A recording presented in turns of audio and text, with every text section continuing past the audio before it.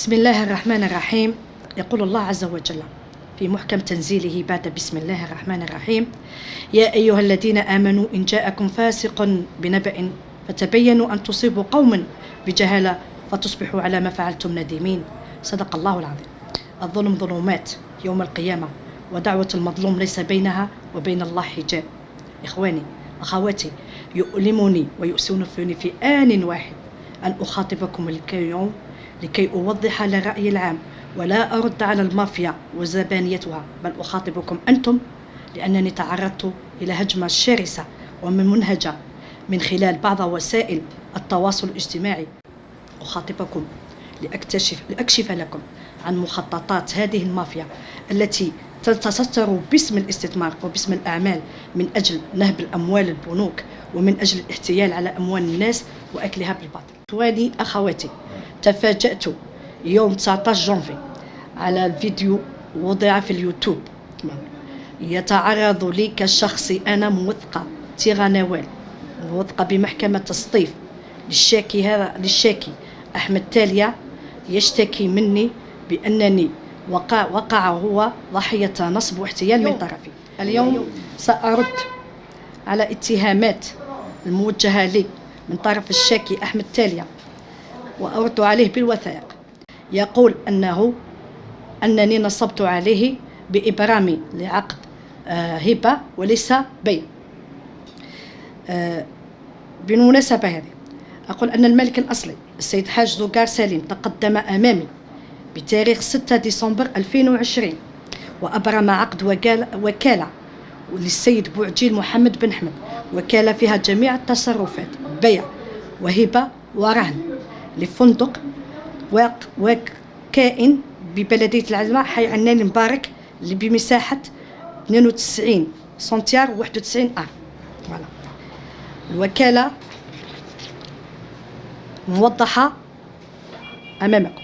يوم 27 جانفي 2021 تقدم كل من السيد بوعجيل محمد بن حمد بصفته وكيلا على المالك الأصلي للعقار السيد حاج زوقار سليم بن محمد، أبرموا عقد هبة بين كل من السيد طير مبروك بن نواري والسيد تالي أحمد بن الرابع لنفس العقار في العلمة، وكون أن العقار غير ممسوح أبرمت عقد البيع بموجب شهادة عدم مسح كانت منتهية صلاحيتها بيومين فقط.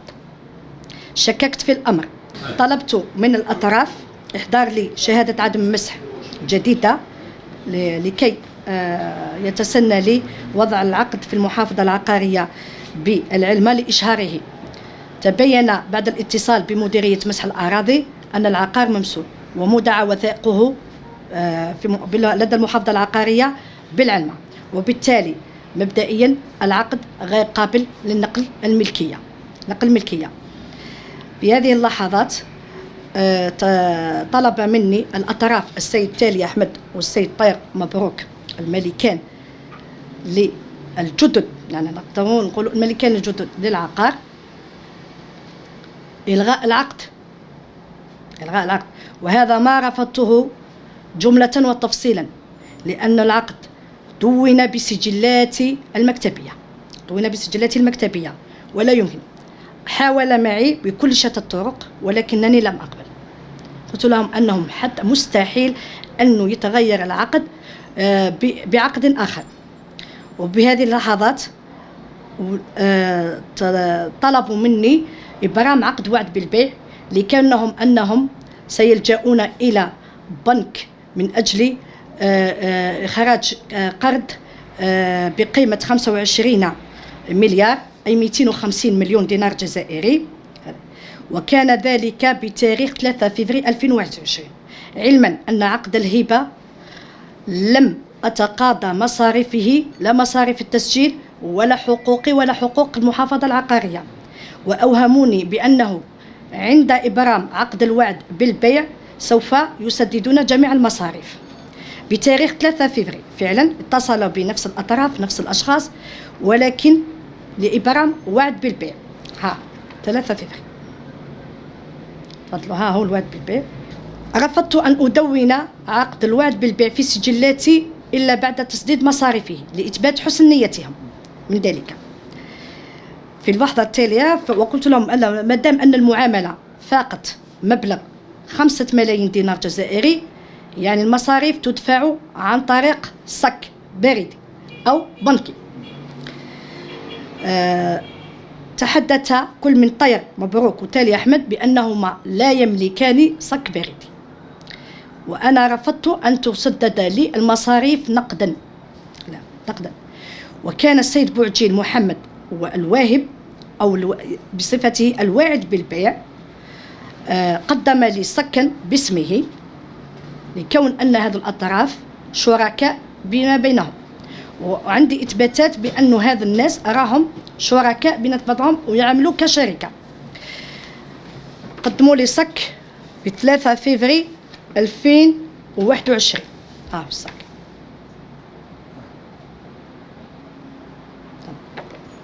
بطلب من السيد بوعجيل محمد، طلب مني أني أوقف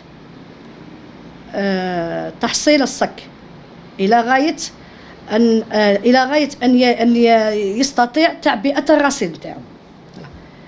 أمهلته مدة شهر لكون أنه العقد المدة تاعو التسجيل شهر.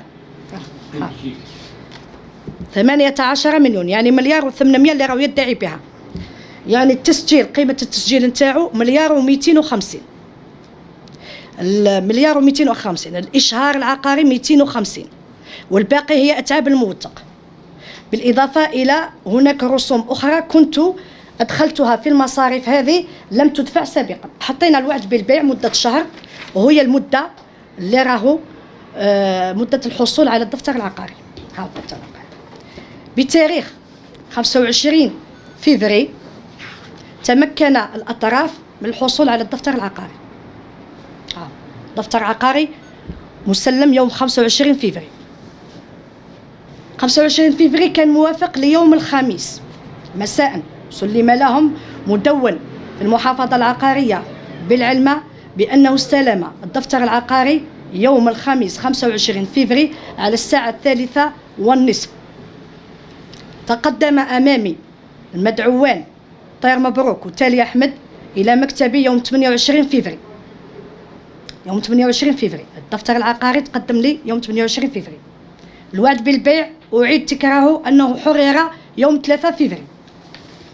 هذه من بعد نستفسروا لماذا أنا اللي راهو يدعي ويقول بلي أني برمت عقد هبة، عقد بيع ونوش هبة. تقدموا أمامي يوم 7 مارس وعطاوني ملف تاع شركة، هذا الطير مبروك والتاني أحمد، باش يديروا الشركة باش ينشطوا في مجال الفندقة. وتم في المقابل أننا تناقشنا في الأمر تاع الوعد بالبيع. ثم دام أنكم جبتوا لي الدفتر العقاري نسجلوا الوعد بالبيع ونعاودوا نروحوا نديروا لكم تجسيد للوعد بالبيع باش ما تخسروش مصاريف التسجيل، لأنه كي نجسدوا الوعد بالبيع 150,000 فقط التسجيل. يوم تفاهموا قالوا نديروا ونجسدوا البيع. خدمنا لهم الوثائق اللازمة يوم 7 مارس، ضربت لهم موعد يوم 14 مارس وبالفعل جاو سنيوا عقد الإيجار. هذا التالي يا أحمد وطير مبروك، هاو عقد الإيجار. ولأنه عقد الإيجار والقانون الأساسي تاع الشركة مصاريفه ماهيش حاجة كبيرة بزاف 150، قمت بتسديده من مصاريفي الخاصة. فوالا تفضل، هاو القانون الأساسي، هاو القانون الأساسي 14 مارس. لما وصلنا أننا رايحين نجسدوا الوعد بالبيع وطلبت منهم نفذوا إجراءات تاع خمس المبلغ بالبيع، وكنت في المكتب هيئة بيع لأنه الوعد بالبيع موجود أمامي، هيئة بيع ورايحين. طلبت منهم أنه البيع نأجلوه لليوم آخر باش نسجلوا الوعد بالبيع، يأخذ الحقوق الدولة تأخذ الحقوق تاعها، ومن بعد نجسدوا البيع. نظرة قدامهم يعني شافوا مع بعضهم طير مبروك وتالي أحمد، وتبانت لي باللي أن هناك إشكال بين بعضهم. طلب مني تالية هذا، قال لي أستاذة ما نقدروش نديروا بيع. علاه؟ قال لي أستاذة حنا تجيبوا حنا رانا ما عندناش خمس المبلغ البيع. وانا قلت لهم ما عندكمش خمس المبلغ، استحالة مطلقة اني نجسد لكم بيع، مستحيل. لا، قالوا لي لا أستاذة كاين هناك تهمة أو تهم موثقين، اتهامات خطيرة تجاه الموثقين، قال لك كاين هناك موثقين ما يدفعوش خمس المبلغ. قلت له هذا لا، أنا لا أشك في الأمر. قلت له لا، قلت له أنا أشك في الأمر باللي كاين موثقين يديروا الخدمة هذه وأنت راك تتبلى في الموثق، وهذا مبلغ موش هين 50 مليون دينار جزائري، يعني نهضروا بالمبلغ اللي يفهموه المواطنين. 5 ملاير يا جماعة، 5 ملاير. قال لك ما ديرها لناش، حطها لناش وعقبيها لنا بيع. لا، قلت له هذا مستحيل مستحيل. حاول فيا، لا قلت له لا مستحيل هكذا. مالا قال لي نرجعوها هبه. لا قلت له هبه، قلت له مالا، قلت له هبه وراهم الشهود. قال لي الشهود انا جبناهم خلاص، قال لي الشهود راهم برا انا جبناهم. يعني كان من الاول مش راح يدير بيع، مش راح يدير بيع. وقلت له العقود هذوك المصير تاعها في التسجيل وفي هكذا نلتزموا. قال لي لا نلتزموا باش نسددوا مصاريف التسجيل ومصاريف هكذا، رغم انها المصاريف راح تكون يعني خساره علينا ولكن سجلوها. وحروا عقد هبه والتاريخ واضح، يوم 14 مارس يوم امضاء عقد الايجار وعقد التاسيس. تفضل.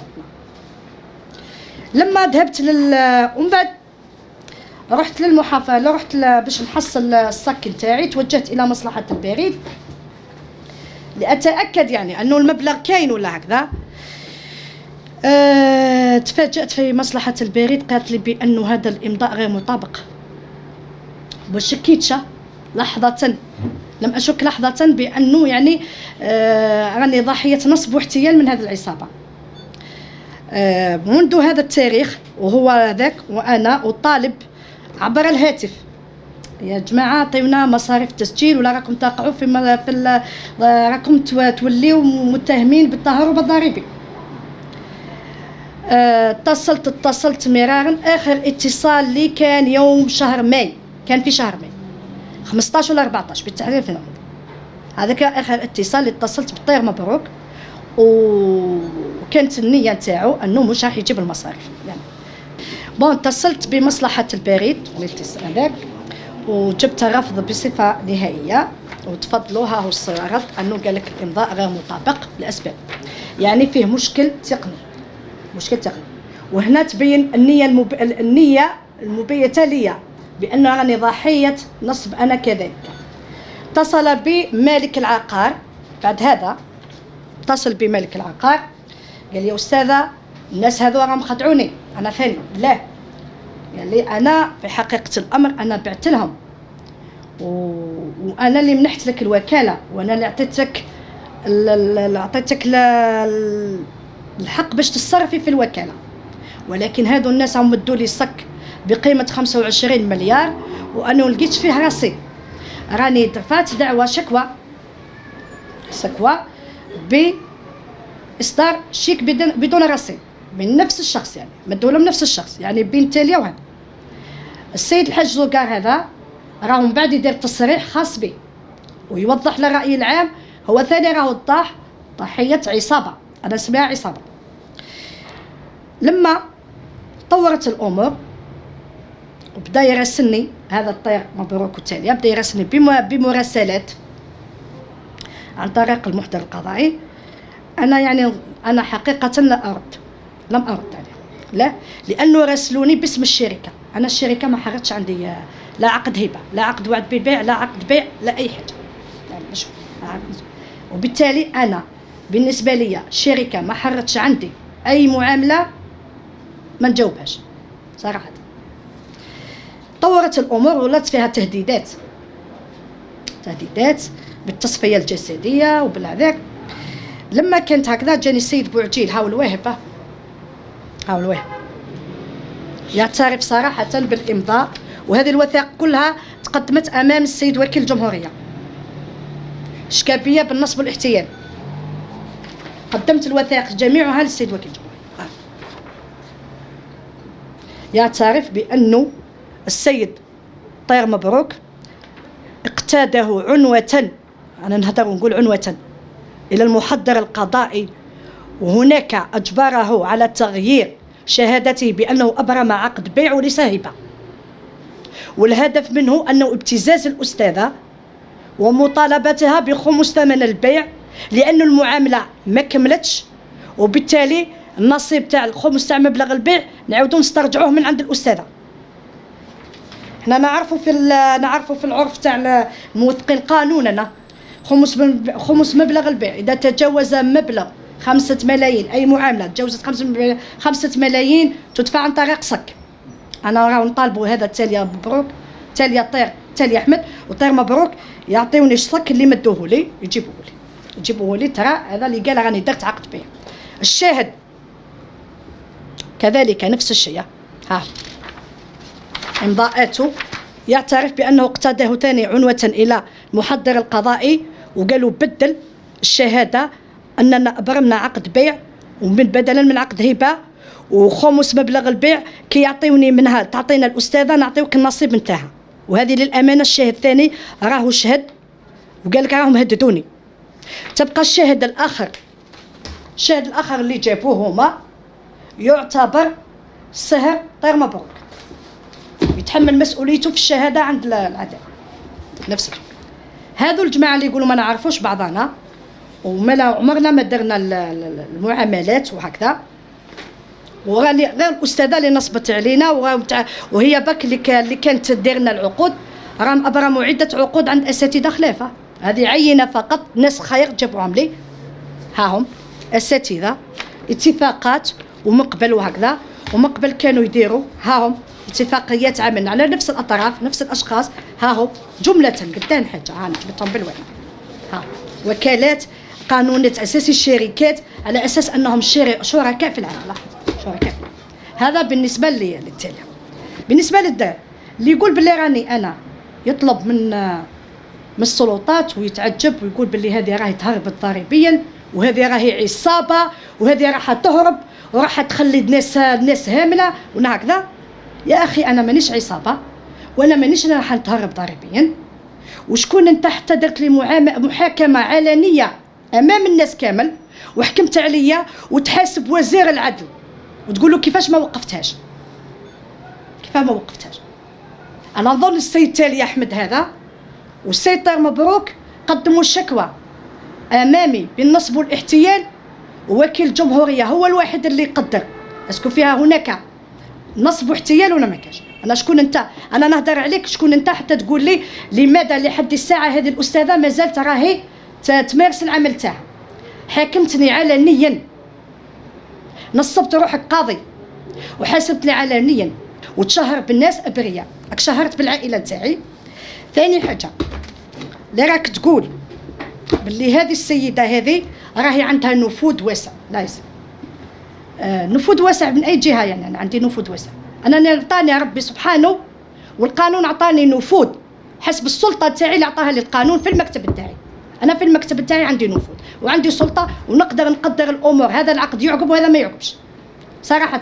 وأنا اللي قدرت أنه هذا العقد ما يتسجلش، ما اديتش الحقوق نتاعو كاملة، حتى الدولة ما ادتش. ولا راهو يطالب هذا التالي أحمد ويقول باللي الأستاذة أي قالت لنا باش نسجل لكم العقود تاعكم زيد مليار. لا يا سيدي أنا ما قلتلكش زيد مليار باش ندير جيبي، أنا طلبت لك المليار حقوق الغرامة التأخيرية اللي تحتاجها الدولة وحسبتها لك وقلت لك في حدود مليار، وبالفعل روحوا حسبوا. العقد الأول مليار و250، العقد الثاني مليار و250، العقد الثالث مليار و250، المجموع 3 ملاير و700 تضربها في 25% تخرج الغرامة التهديدية 937 مليون، يعني بالإضافة إلى 3 ملاير و700. يعني الدولة راهي مطالباتك باه تسدد مبلغ 4 ملاير و700. خلاصة واش خلصنا من هذا الملف هذا؟ أنه هذو الناس حاولوا ينهبوا المال العام عن طريق البنوك اللي والدليل على انه هكذا راهم هذو العصابه معروفين هنا في سطيف، راحوا هربوا حتى البليده البنك تاع بوفاريك باش يديروا الملف حتى حسب واش يزعموا هما. هذا واش نقول بالنسبه لي. راهو قاس العائله تاعي، العائله تاعي الشريفه، الوالد تاعي الشريف 29 سنه 39 سنه خدمه فعلا في القضاء، معروف عند زملاء القضاة تاعو بالنزاهه بالكفاءه. ونتحدى يعني اي واحد يتحدث على الوالده تاعي ويقول باللي راهو ما كانش نزيه. الدليل ها هو في سنه 1984 وبالتحديد تقدم ليه واحد وعرض عليه، قال له نعطيك 100 مليون. 100 مليون ضربها في 84 وكتاش قداه 100 مليون. قال له رشوه باش تمشي، وقال له قادر نزيد لك اكثر. هاي الجريده ها واش هضروا عليه. قال له قادر نزيد لك اكثر 100 مليون. احسب هذوك انت في 2022 قداه، يعني يكون هو حكم المبلغ هذا وعطات النزاهه نتاعو وخوف الله ما قبلهاش. الحمد لله يا ربي. احكام نتاعو لحد ساعه راهي في المدرسه الوطنيه للقضاء تدرس. عندي عمي هذا كان له الشرف انه خدم في جيجل عميد شرطه، وخدم في خنشله عميد شرطه الان، وكان له اسهامات في القبض على العديد من الشبكات العصابه، وكان حارب العصابه منذ 2009 هو يحارب. وكان لما جاته ضغوطات دار التقاعد المسبق. وانا اؤكد اليوم للراي العام لا اقبل التعليقات التي اطالت العائله تاعي، وسأتابع قضائيا كل من تسبب في شرف هذه العائلة. الحمد لله أنني أنتمي إلى عائلة شريفة وابنة شرفاء، عائلة خدمت الثورة وخدمت الجزائر في مختلف المنابر. وهذه العصابة سنلتقي بها في العدالة لأنكم ضد القانون. وأنا راني اليوم نقول لكم ونهدرها لكم يا انتوما يا احنا، وكل والباب تاعي باب المكتب تاعي مفتوح لكل من يريد يستفسر من مختلف الإعلاميين، سواء كانت صحافة مكتوبة أو سمعية، من أجل توضيح أكثر. وشكرا.